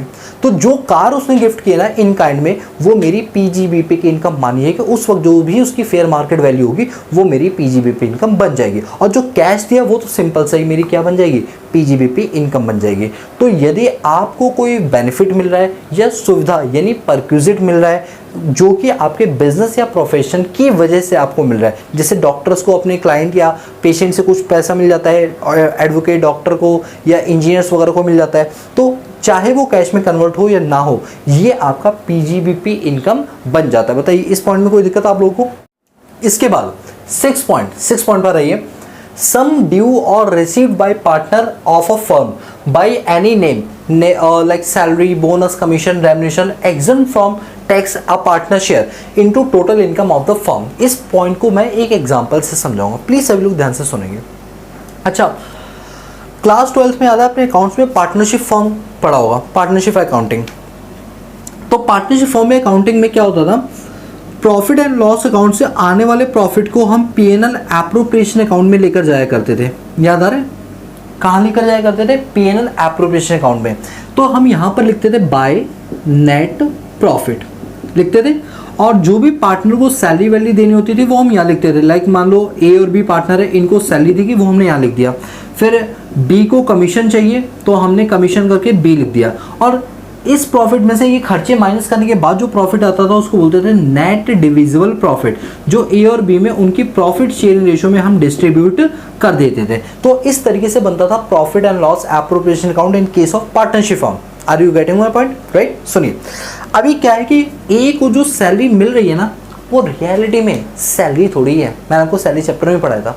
यहाँ पर ए को जो सैलरी मिल रही है वो सैलरी नहीं है, वो ए की पीजीबीपी इनकम है, ए की पीजीबीपी इनकम है। और साथ में ए को या बी को जो भी कमीशन मिल रहा है वो कमीशन नहीं है, वो उनकी पीजीबीपी इनकम है, धंधे से कमाई हुई इनकम नहीं। सर ये जो सैलरी लिखा है ये तो ए और बी की सैलरी ही मानी जाएगी ना, salary income under rate of salary. क्यों मानिएगी बताओ? सैलरी में आपको पढ़ाया था ना, एम्प्लॉयर एम्प्लॉय का रिलेशनशिप होना चाहिए। भाई मैं पार्टनरशिप फॉर्म में हूँ, मेरे साथ मेरा भाई भी लगा हुआ है, तो क्या वो मेरा एम्प्लॉयर है या वो मैं उसका एम्प्लॉय हूँ, या उसके केस में मैं एम्प्लॉयर बन जाऊंगा? ऐसा तो नहीं होगा ना। इसका मतलब पार्टनरशिप फॉर्म में जो पार्टनर किसी भी नाम से, चाहे सैलरी हो, कमीशन हो, रेम्युनरेशन हो, कुछ भी हो, वो सब उनका पीजीबीपी इनकम मानी जाती है। Profit and gains from business and profession की ही इनकम मानी जाती है। बट जब उनकी इनकम पीजीबीपी में टैक्स हो चुकी है, इसके बाद जो उनको नेट डिविजिबल प्रॉफिट मिलता है, यानी ये वाला जो हिस्सा मिलता है, ये जो है एग्जम्प्ट हो जाता है।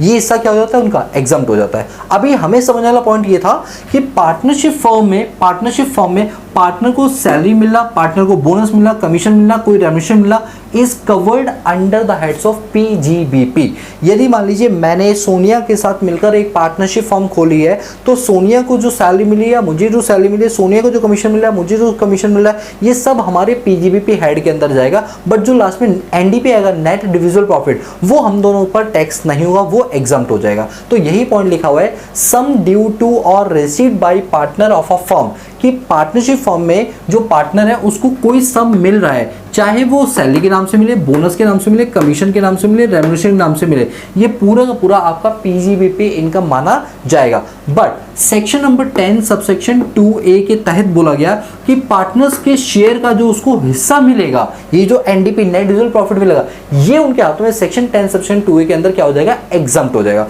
बाकी सैलरी वगैरह सब इनकी टैक्स होगी पीजीबीपी के अंदर। बोलो क्लियर है?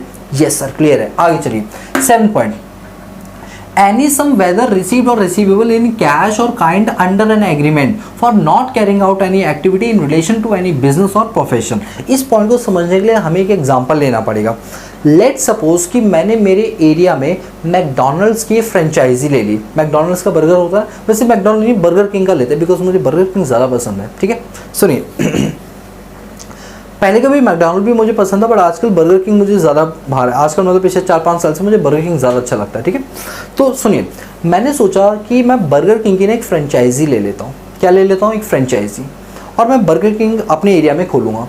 मैंने बर्गर किंग को बोला, भाई देखो ऐसी बात है, मेरे एरिया में ना अगले 10 किलोमीटर के रेडियस में, 10 किलोमीटर के रेडियस में तुम प्लीज़ किसी और को बर्गर किंग का लाइसेंस मत देना या फ्रेंचाइजी राइट्स मत देना।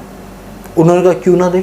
मैंने कहा देखो, अगर तुम दे दोगे तो दूर दूर का कस्टमर जो मेरे पास आ रहा है वो उनके पास चला जाएगा, क्योंकि बर्गर तो हम सेम बनाते हैं, वो भी सेम बना रहा है, मैं भी, तो कोई कंज्यूमर भाग के मेरे पास इतनी दूर से क्यों आएगा जब सेम स्वाद मिल रहा है उसे।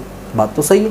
तो ऐसे में क्या हुआ कि यहाँ पर मैंने बर्गर किंग के पर्सन्स को, बर्गर किंग की कंपनी को मैंने कुछ पेमेंट दी एक्स्ट्रा में, और कहा कि आप मेरे साथ एक कॉन्ट्रैक्ट करो कि आने वाले 20 साल तक आप मेरे 10 किलोमीटर के रेडियस में किसी और को लाइसेंस नहीं दोगे। मैं इस बात के लिए आपको 2 करोड़ रुपए दे रहा हूं कि आप किसी और को लाइसेंस मत दो। मैं इस बात के आपको क्या दे रहा हूं? 2 करोड़ रुपीस दे रहा हूं, ताकि मैं कंपटीशन को दबा दूं, उस एरिया में सिर्फ मेरा ही बर्गर चले। तो ऐसी इंटेंशन से जो मैंने पेमेंट की, मेरे लिए तो खर्चा है, बट जिसको वो पेमेंट मिली है, लाइक बर्गर किंग को वो जो 2 करोड़ रुपए मिले हैं ताकि वो फ्रेंचाइजी राइट्स किसी और को ना दे उस 10 किलोमीटर के एरिया में अगले 20 साल तक, वो उसके लिए कौन सी इनकम मानी जाएगी? PGBP, profit and gains from business and profession वाली इनकम मानी जाएगी। तो वही लिखा हुआ है, कोई भी सम जो आपको रिसीव हो रहा है या मिलने वाला है, चाहे वो कैश की फॉर्म में हो, काइंड की फॉर्म में हो, क्योंकि आपने उसके साथ एग्रीमेंट किया है for not carrying out any activity in relation to any business or profession, कि वो आपके जैसे सिमिलर एक्टिविटी बिजनेस प्रोफेशन नहीं परफॉर्म करेगा, इसके लिए आपने उसको पेमेंट की। तो जिसको पेमेंट वो मिली है वो उसके लिए PGBP इनकम बन जाएगी। Second point, for not sharing any how patent, copyright, trademark, licence, franchisee or any rights. पहले आप पेटेंट्स का मतलब समझिए। पेटेंट्स का मतलब होता है कि जब मैंने कोई टेक्नोलॉजिकल इनोवेशन किया है, उसको कोई कॉपी ना कर ले तो मैं उसको एक रजिस्टर्ड करवा लेता हूं, जिसके लिए मुझे मिलता है पेटेंट राइट। ठीक है, दूसरा होता है कॉपीराइट। मैंने कोई सॉन्ग, लिरिक्स या कोई बुक लिखी है, उस चीज़ को, उस कंटेंट को कोई कॉपी ना कर ले, इसलिए मैं क्या ले लेता हूँ? कॉपीराइट ले लेता हूँ। ट्रेडमार्क, मेरे कंपनी का अपना एक मार्क है, लाइक जैसे प्यूमा है तो भागता हुआ चीता, नाइकी का राइट टेक, ये क्या है? ट्रेडमार्क है। तो ट्रेडमार्क से भी लोग कई सारे पहचानते हैं, तो उसका भी क्या मिल जाता है आपको? एक अधिकार मिल जाता है कि कोई और उसको कॉपी नहीं करेगा। लाइसेंस, जैसे मैंने फ्रेंचाइजी की बात की थी कि मैं डोमिनोज या फिर बर्गर किंग के नाम से बर्गर बेचना चाहता हूँ, तो वो क्या है? एक तरह का लाइसेंस है। इसका कोई फ्रेंचाइजी हो गई, नो हाउ हो गया, कोई टेक्नोलॉजिकल वर्क है तो नो हाउ मिलता है। लेट सपोज कि मैंने किसी कंपनी को बोला कि मैं तुम्हारे इस सॉन्ग को अपनी मूवी में लाना चाहता हूँ, तो प्लीज़ मुझे अपने इस सॉन्ग के कॉपीराइट्स दे दो कि मैं अपनी मूवी में चला पाऊँ। तो सामने वाला कहेगा कॉपीराइट ले लो, बदले मुझे 10 करोड़ दे दो। मैंने उसको 10 करोड़ रुपए दे दिए, तो वो उसकी क्या मानी जाएगी? इनकम। कौन सी? PGBP। क्यों? क्योंकि यहाँ लिखा है कोई भी सम आपको रिसीव या रिसीवेबल है इन काइंड, मतलब कैश में चाहे काइंड में, और एग्रीमेंट तो रखा है for not sharing know how, कि ये नो हाउ किसी और से शेयर नहीं, सिर्फ मुझसे कर लो, इस बात के लिए मैं तुमको पैसा दे रहा हूँ। आ रही बात समझे? तो वो क्या उनके PGBP इनकम मानी जाएगी। ठीक है, इसका 8 पॉइंट है, any sum received under keyman insurance policy. ये क्या चीज़ है? Keyman insurance policy. देखिए क्या होता है ना कि जो कंपनी में सबसे मेन पर्सन होता है, उसके ना रहने से कंपनी को हैवी लॉस होता है। जैसे एक उड़ती उड़ती बहुत साल पहले खबर आई थी कि मुकेश अंबानी को कोई बहुत बड़ी बीमारी है जिसकी वजह से उनकी एज कम समय में भी उनकी डेथ हो जाएगी। बहुत साल पहले ये आई थी। ठीक है, तो अचानक से क्या हुआ कि रिलायंस की शेयर मार्केट में डाउन होना शुरू हुआ, क्योंकि लोगों के कुछ सेंटिमेंट्स मुकेश जी से जुड़े हुए हैं। उनके रहने ना रहने से कंपनी के नेट प्रॉफिट पर डेफिनेटली फर्क पड़ेगा। कल को अगर उनके साथ कुछ मिसहैपनिंग होती है तो डेफिनेटली कंपनी का प्रॉफिट लॉस में कन्वर्ट हो जाएगा या प्रॉफिट डिक्लाइन में जाएगा। तो मैंने उसका एक इंश्योरेंस करवा लिया कि कल को अगर ऐसा होता है तो जितना मेरा प्रॉफिट डिक्लाइन होगा वो इंश्योरेंस कंपनी मुझे इंडेमनिफाई करेगी। तो वो जो इंश्योरेंस कंपनी से मुझे पैसा मिलेगा ना, that is my PGBP income, profit and gains from business profession, क्योंकि मैंने अपने की पर्सन का इंश्योरेंस करवा लिया। की पर्सन जिसके होने ना होने से कंपनी पर फर्क पड़ेगा, उस की पर्सन का इंश्योरेंस करा लिया। तो मैच्योरिटी वक्त जो मुझे पैसा मिलेगा या उस इवेंट के हैपनिंग होने पर जो मुझे पैसा मिलेगा, इट्स माई PGBP इनकम, या उस बिजनेस के लिए वो PGBP इनकम बन जाएगी। ठीक है, 9 point, fair market value of inventory on it's conversion और ट्रीटमेंट ऑफ कैपिटल एसेट्स। जैसे मान के चलिए मेरी एक दुकान है, उसमें मैं फ्रिज एसी वगैरह बेचता हूँ। हुआ ये कि मेरे घर में ना एसी खराब हो गया, मैंने सोचा चलो भाई मैं अपनी दुकान में से एक नया एसी उठा के अपने घर में लगा दूंगा। यानी कि जब तक वो चीज़ मेरी दुकान में थी ना, वो थी मेरी स्टॉक इन ट्रेड। क्या थी वो? Stock in trade. मैंने स्टॉक इन ट्रेड को अपने घर में यूज़ किया, यानी उसे बना दिया कैपिटल एसेट्स। तो गवर्नमेंट ने कहा कि इसी चीज़ को अगर आप पब्लिक में किसी को बेचते तो आपको इनकम होती ना, जो तुम्हारी कौन सी हेड में जाती? पीजीबीपी हेड में जाती। अभी तुमने उस चीज़ को अपने घर में इस्तेमाल किया ना, तो जिस दिन तुमने अपने स्टॉक इन ट्रेड को कन्वर्ट किया कैपिटल एसेट्स में, जिस दिन तुमने अपने स्टॉक इन ट्रेड को कन्वर्ट किया कैपिटल एसेट्स में, उस दिन की जो fair market value, it will be consider your PGBP income. वो तुम्हारी क्या बन जाएगी? पीजीबीपी इनकम बन जाएगी, क्योंकि अल्टीमेटली वो स्टॉक इन ट्रेड था, उसको तुम घर में इस्तेमाल कर रहे हो, तो भैया घर और बिजनेस दोनों अलग माने जाते हैं। जो तुमने घर में अपनी वॉशिंग मशीन, टीवी, फ्रिज जो भी भिजवाई है, उसकी जो फेयर मार्केट वैल्यू होगी वो तुम्हारी पीजीबीपी इनकम बन जाएगी। तो वही लिखा हुआ है fair market value of inventory, यानी स्टॉक इन ट्रेड, जिसको आपने कन्वर्ट कर दिया या ट्रीट कर रहे हो उसे capital assets. Stock in trade को कैपिटल एसेट से आप कन्वर्ट कर रहे हो या ट्रीट कर रहे हो, तो उस केस में जो भी आपकी फेयर मार्केट वैल्यू होगी वो आपकी पीजीबीपी इनकम बन जाएगी। पॉइंट क्लियर है? Last point number 10। अच्छा, 10 करने से पहले मैं इसको रब कर देता हूँ सो दैट थोड़ा दिखने में आपको दिक्कत ना हो। ठीक है, ये लीजिए, आप प्लीज इस पॉइंट पर गौर फरमाइए। Sum received on account capital assets referred under section 35 AD being demolished, destroyed, discharge और ट्रांसफर्ड। इसका क्या मतलब है? देखिए, मतलब ये है कि जब मैं आपको आगे इसी चैप्टर में सेक्शन 35 AD पढ़ाऊंगा ना, तो इस सेक्शन में लिखा हुआ है कि अगर कोई भी ऐसी इन्वेस्टमेंट आप करते हो और आप पहले साल उसका पूरा खर्चा क्लेम कर लेते हो, पहले साल, तो आपका प्रॉफिट कम हो जाता है, जिसकी वजह से आपको टैक्स कम देना पड़ेगा।